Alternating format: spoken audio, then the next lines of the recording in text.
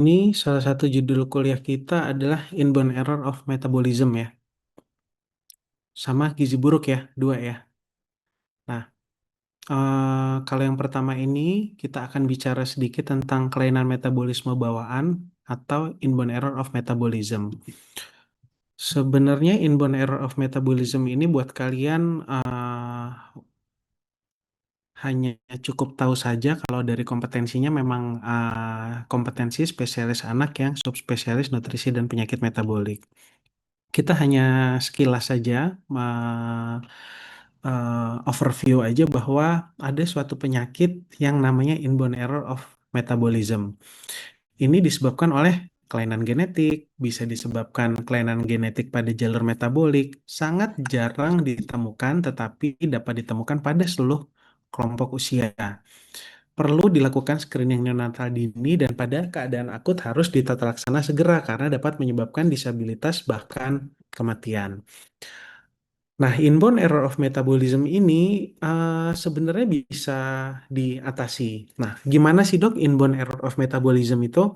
Simpelnya, sederhananya adalah kalau kita makan itu akan dirubah oleh energi, ya, akan dirubah oleh suatu enzim. Enzim ini biasanya vitamin, mineral, atau apa.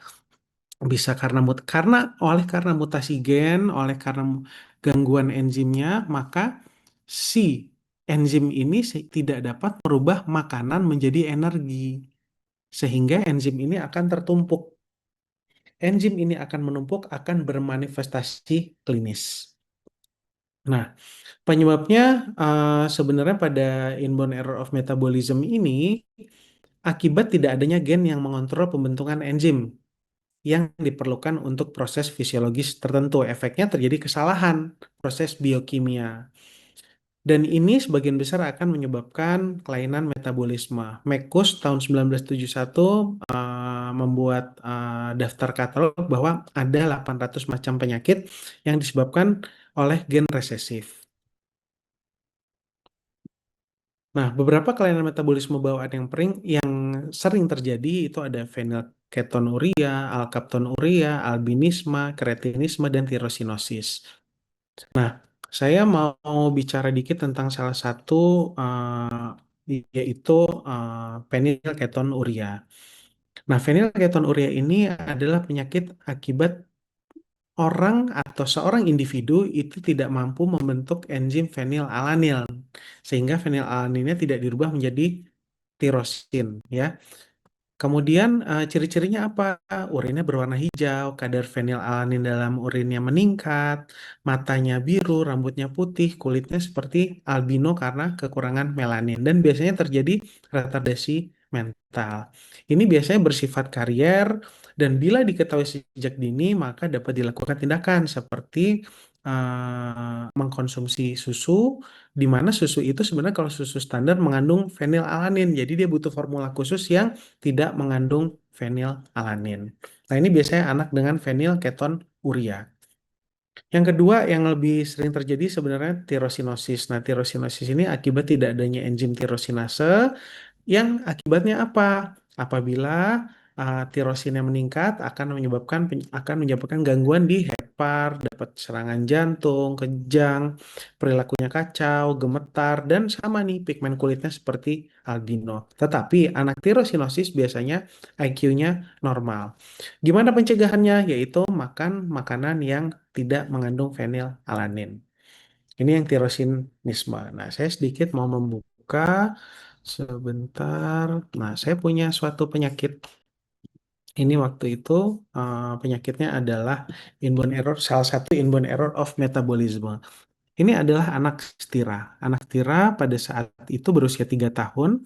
Ciri-cirinya seperti anak dengan cerebral palsy bahwa dia pada usia 1 tahun bisa berdiri, merambat, dan umur 15 bulan pasien tampak menjinjit. Akibatnya adalah kesannya dari dokter vaskes 1, vaskes 2, dia didiagnosis dengan cerebral palsy. Sempat menjalani fisioterapi, tetapi kemudian dirujuk ke bagian neurologi anak. Nah, pasien ini ditata laksana dengan di tata laksana dengan cerebral palsy. Tetapi sebenarnya pasien ini merupakan suatu pasien inborn error of metabolism. Kenapa? Ini contohnya. Pada pasien ini pada saat pertama datang, kalian lihat nggak? Ini namanya distonia, pasien neuro. Semuanya badannya kaku-kaku. Tuh, kalian lihat nih. Ini salah satu misdiagnosis yang sering terjadi di poli. Lihat, anak ini sulit sekali berjalan. Nah, ini tadi ada gerakan lagi, ya. Kalian lihat deh kalau kalian uh, pernah melihat video pemeriksaan neurologis, ini namanya distonia nih.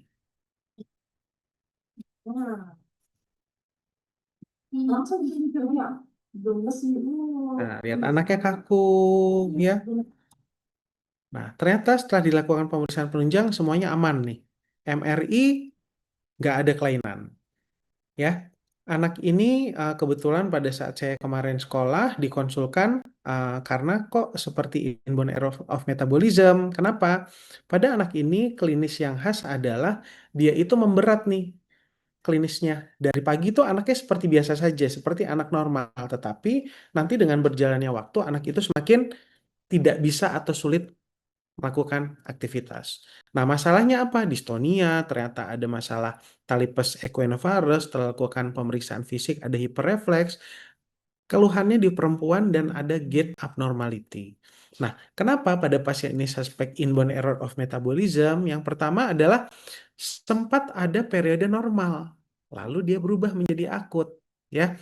Kemudian yang kedua, pada pasien ini kalau kita lihat yang nomor dua, dia tidak ada kejang, tetapi ada periode normalnya. Nah, awalnya dari bagian neuro misalnya dia tidak didiagnosis sebagai inborn error, tetapi kita lihat, nah ada salah satu web base untuk mencari kelainan-kelainan. Nah, oleh karena itu pada pada saat teman-teman nanti memeriksa pasien, pemeriksaan fisik itu dan anamnesis memegang peranan yang sangat penting. Ini kita lihat ya bahwa anak ini udah periksa macam-macam bahkan MRI tidak ada kelainan, tapi ternyata dia punya beberapa kelainan. Ada apa aja? Distonia, hiperrefleks, talipes equinovarus, dan ada gait abnormality. Kita cari pakai web base, pakai bantuan artificial intelligence.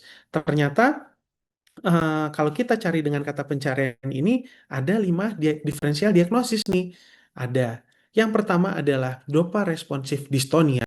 Nah, dari sini kita lihat apa aja yang kelainan. Oh, ternyata banyak yang sama nih. Perempuan, ada gait abnormality, ada hiperrefleks, ada dystonia, ya. Kemudian adanya talipes equinovarus. Oke, kita simpen dulu nih. Yang kedua, tadi ada penyakit yang namanya neurodevelopmental disorder with spasticity, hypomyelinating leukodystrophy, dan brain abnormality. Tetapi ada beberapa yang sama, tapi hanya 3 nih, ya, tidak terlalu khas. Kemudian diferensial diagnosis yang ketiga adalah namanya neurodevelopmental disorder with progressive microcephaly, spasticity, and brain abnormality. Tapi pada anak ini nggak ada brain abnormality. Kita cari lagi diferensial diagnosis. Ada yang namanya Jaber-Elahi syndrome atau Jabels. Ternyata juga pada pasien ini tidak terlalu khas. Nah, sementara pada pasien ini diagnosisnya hanya cerebral palsy dystonia.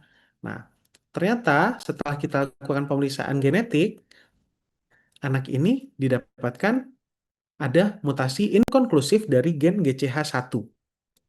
Ternyata sesuai nih, gen GCH1 itu adalah penyebab dari dopa responsif dystonia. Nah, ketemu nih 2 titik dari mutasi genetik. Nah, akibatnya apa? Nah, karena inkonklusif, kita coba cari nih literatur lagi.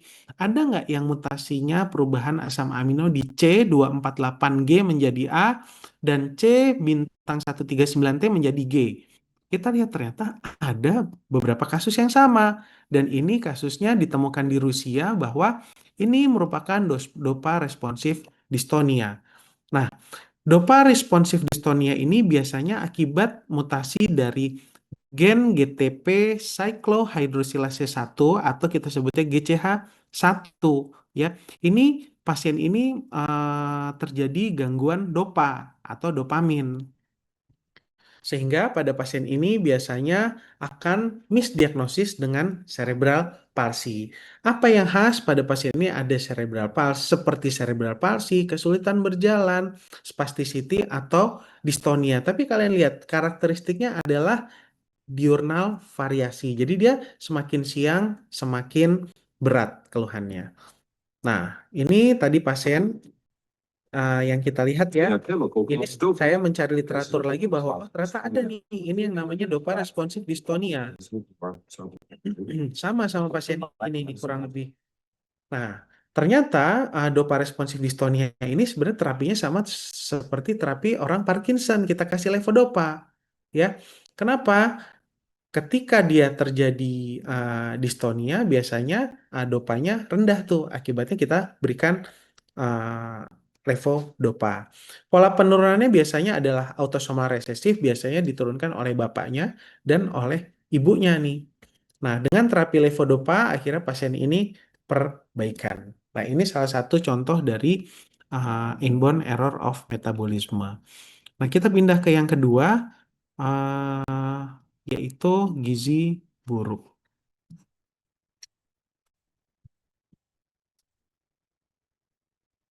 Nah, gizi buruk pada anak yaitu merupakan kompetensi dokter umum, yaitu kompetensinya 4A, ya. Dia masuk di gangguan gizi dan metabolisme berdasarkan kompetensi dokter Indonesia dia 4A. Jadi teman-teman dokter umum harus bisa menata laksananya dari diagnosis bahkan sampai tata laksana. Beda kalau sama tadi yang inborn error. Teman-teman hanya nice to know dulu aja. Nah, kompetensi dokter dokter umum terutama itu bisa diagnosis dan tata laksana, ya. Definisi gizi buruk itu apa?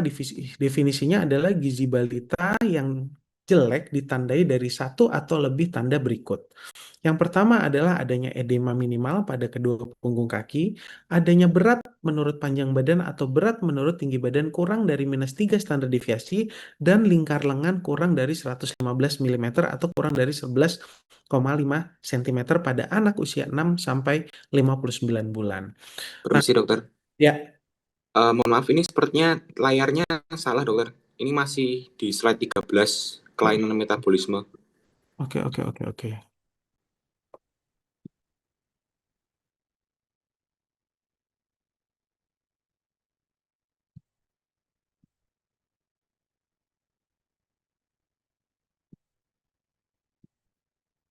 Oke, ini Sudah dokter, ini misalnya definisi keadaan gizi balita.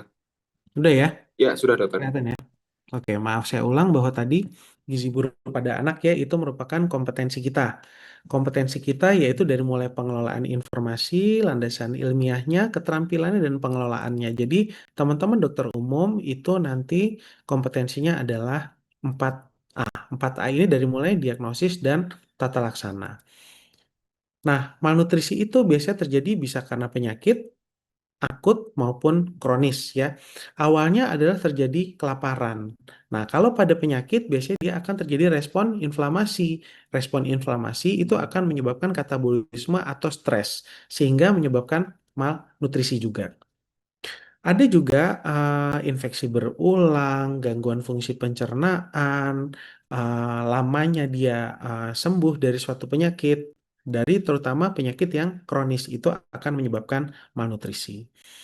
Nah, malnutrisi ini memang kaitannya erat dengan keadaan sosial ya, di mana kemiskinan itu menjadi salah satu faktor yang sangat besar yang menyebabkan inadequate dietary intake ya. Dia bisa menyebabkan penyakit.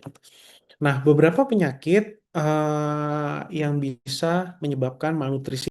Tadi kalau penyebab primer itu adalah yang pertama dari sosial ekonomi.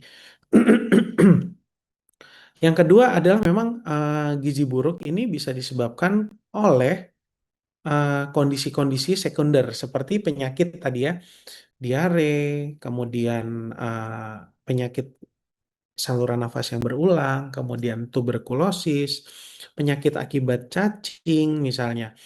Yang lagi sering terjadi misalnya measles atau campak, malaria yang masih banyak terjadi di daerah timur Indonesia. Kemudian ada beberapa penyakit-penyakit seperti HIV atau AIDS. Nah, menurut WHO tahun 2013, definisi gizi buruk adalah dibagi menjadi dua. Gizi buruk pada usia kurang dari 6 bulan dan gizi buruk pada usia 6 sampai 15 bulan. Pada anak kurang dari 6 bulan, kriterianya adalah BB perpanjang badan kurang dari -3 standar deviasi atau edema bilateral yang bersifat pitting. Sedangkan pada anak gizi buruk usia 6 sampai 59 bulan, yaitu berat menurut panjang badan kurang dari -3 standar deviasi atau adanya edema bilateral yang bersifat pitting. Nah, ada dua nih, ada yang tanpa komplikasi, ada yang dengan komplikasi. Kalau yang tanpa komplikasi, teman-teman harus mengukur dua nih. Anaknya tampak kurus, mengukur lingkar lengan atas, kemudian mengukur berat dan tinggi atau panjang badan. Kalau nilainya kurang dari 11,5 dan berat menurut panjang badannya kurang dari -3, standar deviasi menurut kurva WHO dan adanya edem bilateral, maka ini adalah gizi buruk, tinggal tipenya apa, kwashiorkor atau marasmus yang tanpa komplikasi. Nah, kadang-kadang tadi gizi buruk disertai oleh keluhan lain, adanya anoreksia, dehidrasi, penurunan kesadaran, demam tinggi, pneumonia berat, dan anemia berat.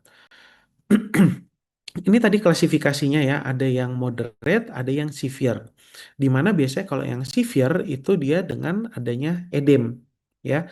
Sedangkan ada lagi definisinya menurut Koletzko tahun 2015 bahwa ada yang namanya moderate acute malnutrition, kemudian severe acute malnutrition, dan global acute malnutrition.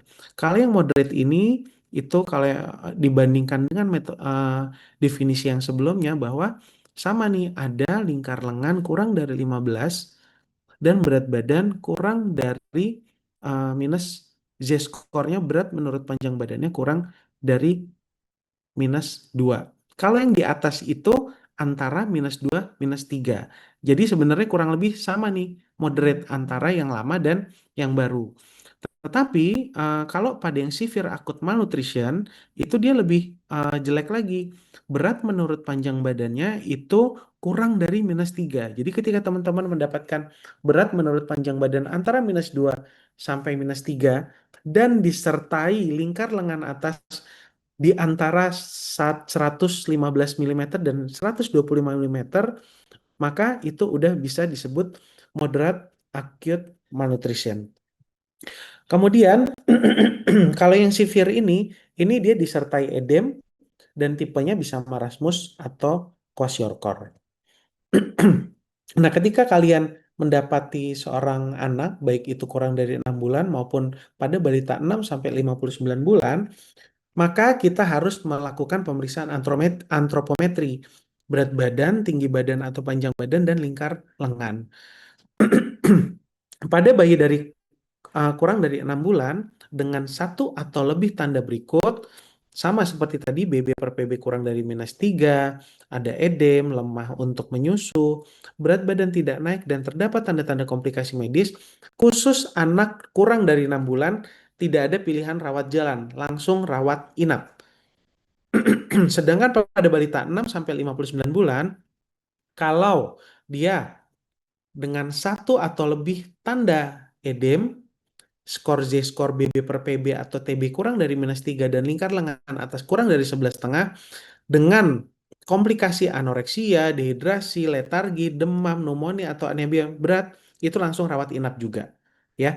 Sedangkan apabila tanpa komplikasi itu bisa kita lakukan rawat jalan seperti ya dia tidak ada edem atau edem minimal, BB per PB atau BB per TB-nya hanya kurang dari -3, lilanya kurang dari 11,5, itu merupakan severe acute malnutrition tanpa komplikasi medis, bisa rawat jalan. Begitupun juga yang moderate acute malnutrition yang BB per PB atau BB per TB-nya masih di antara -2 dan -3 atau lilanya antara 11,5 sampai 12,5 cm dan tanpa edem dan tanpa komplikasi medis, itu juga bisa pelayanan rawat jalan. Ini tadi yang sudah disebutkan, rawat inap, kapan atau kasus apa yang dirawat inap? Semua balita kurang dari 6 bulan itu dengan gizi buruk harus rawat inap. Atau balita dengan gizi buruk dengan komplikasi. Kapan yang dirawat jalan? Yaitu balita 6 sampai 59 bulan tanpa komplikasi, dan ini rawat jalan bisa dilakukan pemantauan di fasilitas kesehatan primer serta puskesmas. Oke, ketika rawat jalan apa saja yang kita lakukan? Nanti teman-teman akan di Poli KIA atau di Poli MTBS disebutnya bahwa kita lakukan konfirmasi ulang pengukuran antropometri. Kita periksa ada edema apa enggak. Kita kelompokkan kasusnya, apakah ini kasusnya yang moderate acute malnutrition atau severe acute malnutrition. Kemudian kita lihat, kita lakukan pemeriksaan fisik, kita lakukan pemeriksaan penunjang sesederhana pemeriksaan darah rutin atau darah lengkap. Kemudian pemberian terapi sesuai pemeriksaan dan kita lakukan penghitungan kebutuhan nutrisi energi yaitu 150 sampai 220 kilokalori per kilogram berat badan per hari. Ingat ini yang rawat jalan ya. Protein 4 sampai 6 gram per kilogram berat badan per hari. Cairan diberikan 150 sampai 200 mili per kilogram berat badan per hari, dan ini dilakukan pemenuhan kebutuhannya langsung ke fase transisi dan fase rehabilitasi dengan F100. Nah, ini pengukuran antropometri, teman-teman harus belajar dengan baik gimana cara mengukur berat badan, mengukur panjang badan, mengukur lingkar kepala, lingkar lengan atas, itu harus kalian pelajari dengan baik. Nah, apabila kita lakukan tata laksana rawat jalan, maka menggunakan F100. Nah, apabila diberikan F100 yang dibuat dengan cara sendiri, di sini teman-teman bisa lihat nih cara pembuatan F100 itu ada dua metode. Ada yang dengan menggunakan susu skim bubuk dan ada yang menggunakan uh, susu full cream. Nah, kalau di sini kalau yang menggunakan skim bubuk, nanti teman-teman dapat slide ini, kalian baca nih tergantung lokasi kalian. Punya susu full cream apa enggak? Punya susu skim apa enggak? Ya. Ini nanti mengandung energi sebanyak 1000 kilokalori per 1000 cc. Jadi dalam 1000 cc dia punya 1000 kilokalori. Kemudian terdapat protein 29 gram per 1000 cc.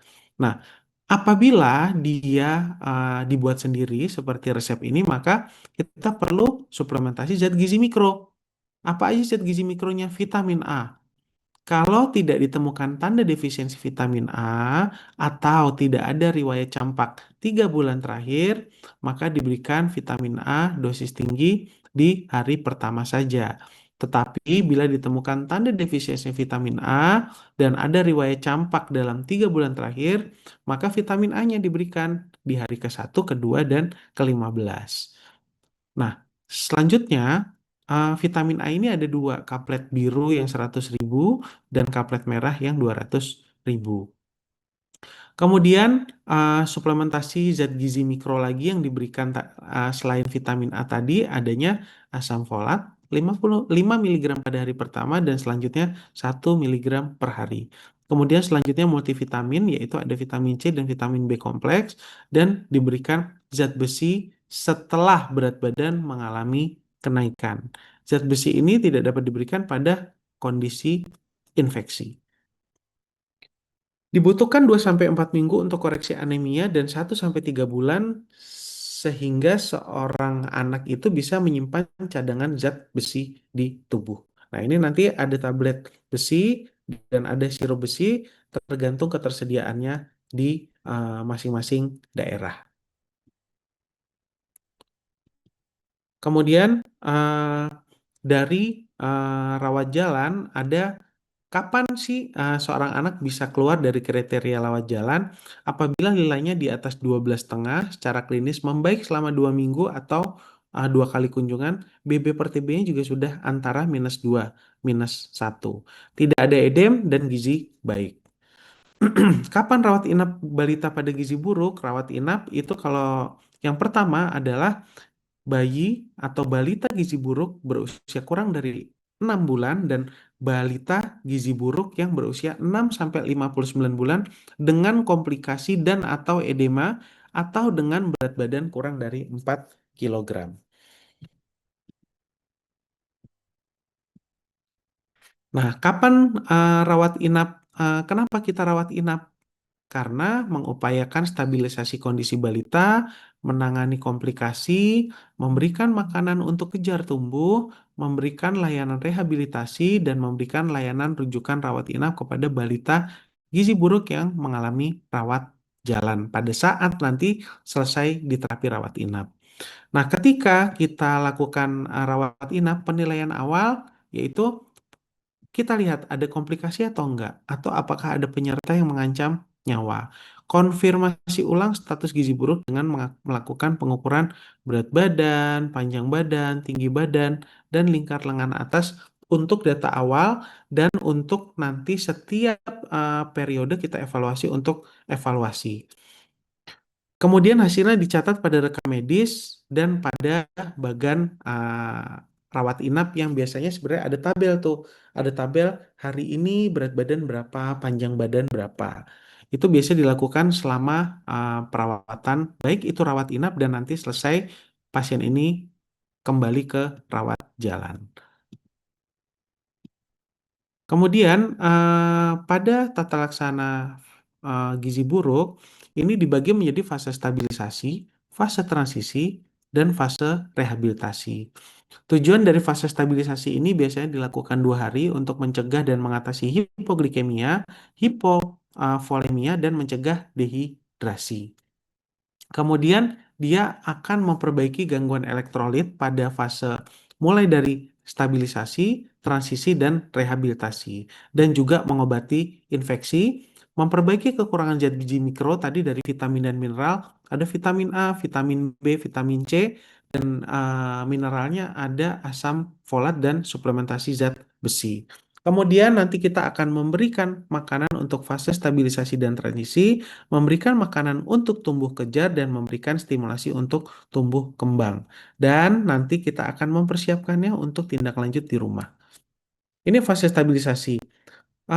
Untuk kejadian hipoglikemia yaitu kadar glukosanya kurang dari 54 mg per desiliter, kita lakukan pemberian uh, pemberian DES 10%, dextrose 10%, 50 mili, dilanjutkan dengan F75 setiap 2 jam, dan apabila masih mendapatkan ASI, ASI tetap diberikan, dan jika anak tidak sadar, boleh dilakukan pemberian IV.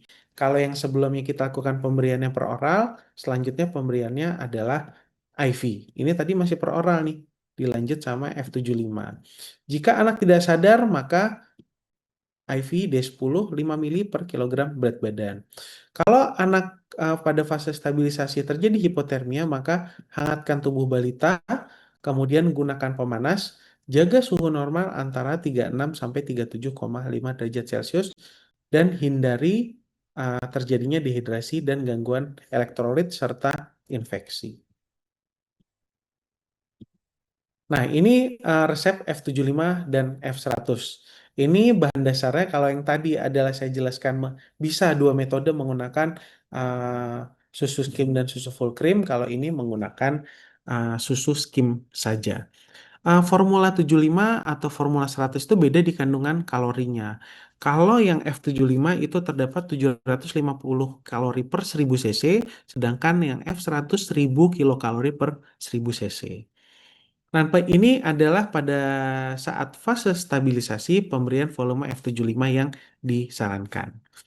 Nah, fase stabilisasi ini biasanya selain terjadinya dehidrasi dan gangguan keseimbangan elektrolit akibat seorang anak mengalami kelaparan dalam jangka waktu lama, maka semua anak gizi buruk kita berikan antibiotik spektrum luas yang paling gampang, amoxicillin per oral atau ampicillin injeksi, atau berikan terapi sesuai penyerta baik itu TB atau HIV.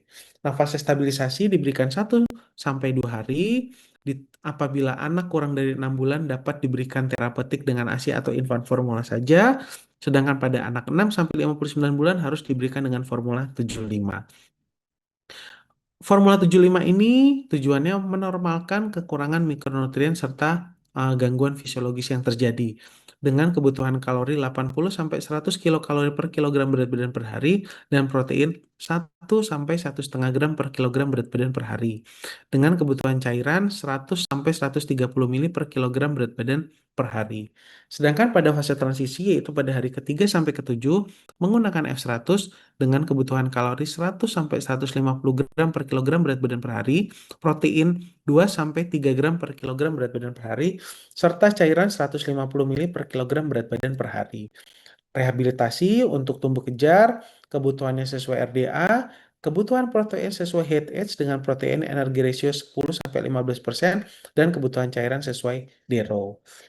Nah, pada anak-anak yang mengalami diare, malabsorpsi dapat dilakukan pemberian formula dengan ekstensif hidrolisa dan pemberian PKMK pada fase rehabilitasi. Kemudian kita lakukan evaluasi akseptabilitas, toleransi, kepatuhan atau efek samping.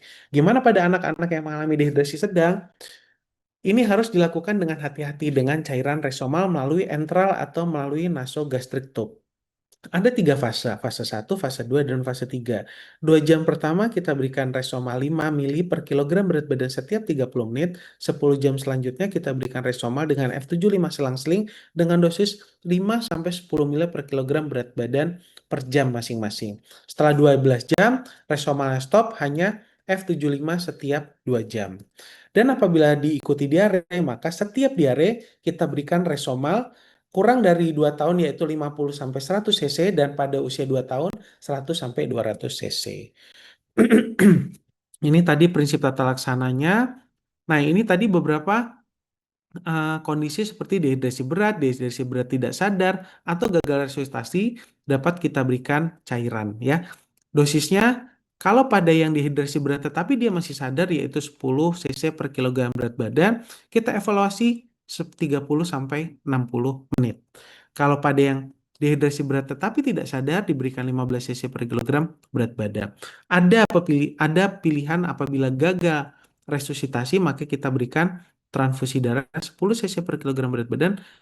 Apabila HB kurang dari 4 gram per desiliter tanpa gejala atau kurang dari 6 gram per desiliter dengan gejala. Dan apabila terjadi hipoglikemi dapat diberikan bolus dextrose 10% 5 cc per kilogram berat badan. Kalau pada dehidrasi ringan sedang kita lakukan tata laksananya melalui enteral per NGT, sedangkan dehidrasi berat atau syok langsung diberikan intravena. Nah, kapan kita bisa melakukan rawat jalan? Apabila pasien-pasien dengan rawat jalan itu, yang pertama dia hanya BB turun saja atau kenaikannya tidak baik. Kemudian biasanya tidak hadir atau dia pulang dengan permintaan atau ada penolakan dari keluarga. Apabila anak ini rawat jalan, pastikan dalam 2 minggu kontrol atau kita yang mendatangi, dan apabila dievaluasi BB-nya tambah turun, nafsu makannya tidak mau, dan ada tanda-tanda komplikasi, maka diperlukan rawat inap. Nah, berikan obat dan vitamin rutin, bisa diberikan obat cacing pada saat minggu kedua kontrol, atau bila belum menerima selama 6 bulan terakhir. Ini tadi kriteria keluar dan masuk, ini kriteria drop out, dan ini sumbernya saya ambil dari WHO guideline. Terima kasih. Assalamualaikum warahmatullahi wabarakatuh. Nanti bahan saya kirim ya. Oke, nanti jam 10 saya ketemu sama kelas A ya. Iya dokter. Terima kasih. Assalamualaikum warahmatullahi wabarakatuh. Waalaikumsalam dokter.